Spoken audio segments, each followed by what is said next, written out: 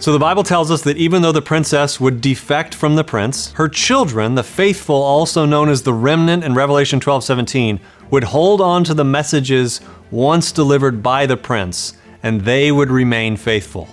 And we see that there is this change in the storyline, so tragic when it comes to the woman. The church of Jesus would defect from him. We know this because at the end of the story in Revelation 21, it says, "I saw the holy city, New Jerusalem, coming down out of heaven from God, prepared as a bride adorned for her husband."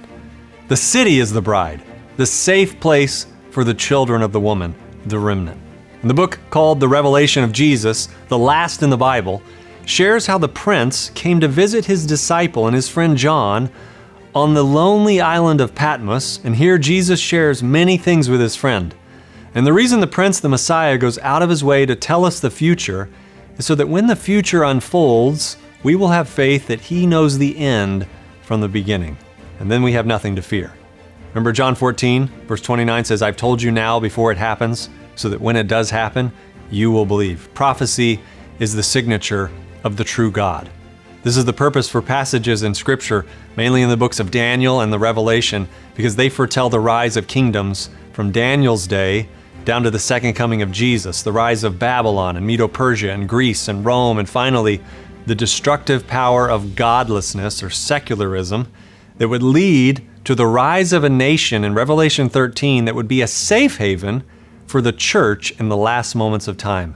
There's no other country that fits this than America. But it doesn't end there. The second half of Revelation 13 says Rome would rise one last time to rule the world with its dogmas.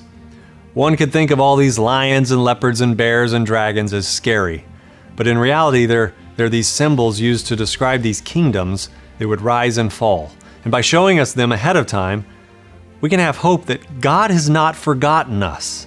See, the church has had these many prophets and messengers throughout its history, and the Bible tells us that in the last days we should expect this. Acts chapter 2 says, "It shall come to pass in the last days, I'll pour out my spirit upon all flesh. Your sons and your daughters shall prophesy, your young men shall see visions, and your old men shall dream dreams."